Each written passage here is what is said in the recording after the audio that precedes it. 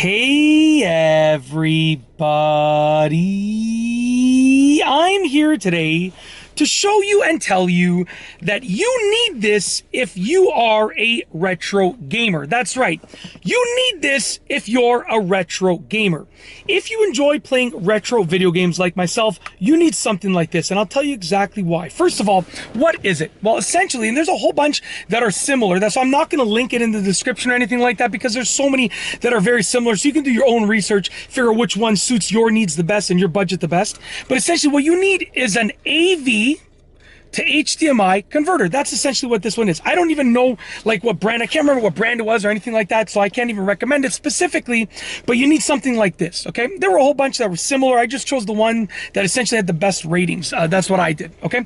So essentially, as you can see right here, what it does is you plug in your AV, okay? I don't know if this is component or composite. I can't remember. I think these are component cables. I think composite is with the extra ones, with the extra two additional cables of the other colors. But I think, you know, either component or composite. I just call this AV, okay?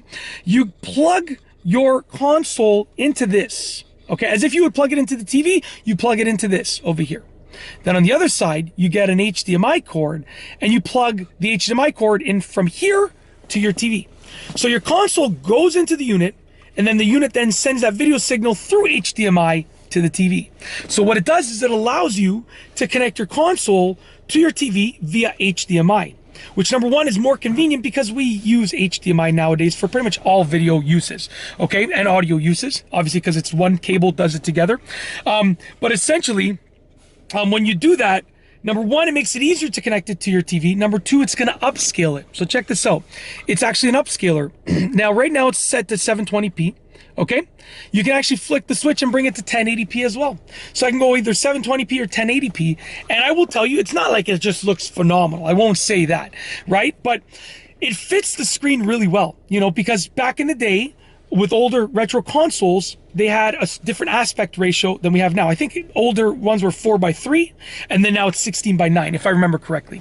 Okay, but I thought it would look really off, but it looks really, really good. It looks like it's natively on the screen, to be honest with you.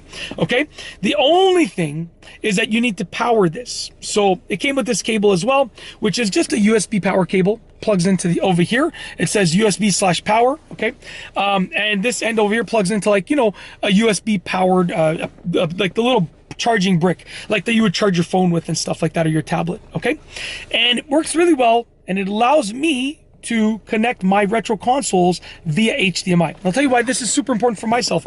I wall mounted my TV, and I had a pipe going from the TV to the cabinet, so just like a regular plastic pipe. So essentially, I had a channel that went from the TV, from behind the TV area, to the cabinet, and I ran a couple of HDMI cords to the TV and to the cabinet, right? And I wall mounted the TV. Well, I did some of that. I did myself. Some of it my contractor did when I was doing a renovation, anyways.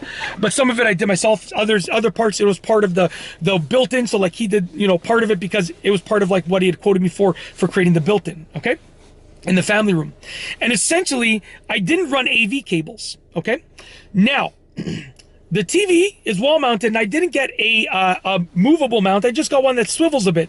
So I can't really reach, and it's recessed into the wall. So I can't really reach my hand back there to plug in AV cables and then send an AV wire through that little pipe. So essentially, if I wanted to plug in AV cables to the TV and to send AV wires, I would have to remove it from the wall mount, put it back up, and that's just not something I want to do right now.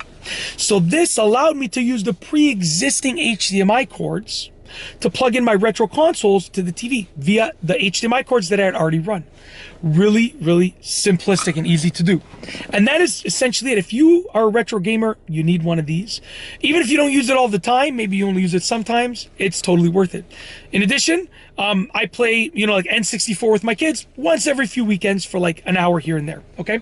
And it has allowed me to play my N64 in the family room with that HDMI cord that I was talking about, those HDMI cords that I was referring to, with my kids. It has allowed them to experience the same nostalgic gaming that I experienced when I was a kid. Now, when I was a kid, it was not nostalgic. It was just regular video gaming. But now I play, you know, I played Mario Kart and stuff like that with my kids and my wife, and we play as a family, and it's fun. Yeah, and I have 4 young kids. I play with the 2 older kids because the 2 younger ones are only 18 months. So, like, you know, I can't, they're not ready to play any games yet. But the 2 older ones, which are 5.5 and 4, we play with them a little bit. Like I said, every couple weekends we'll play for an hour. And yeah, it's just allowed us to have a really awesome family time. So I'm super thankful for this.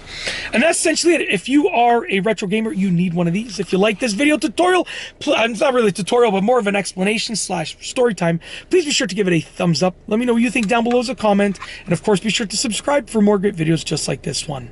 And that's all I have for you today. Thanks for watching.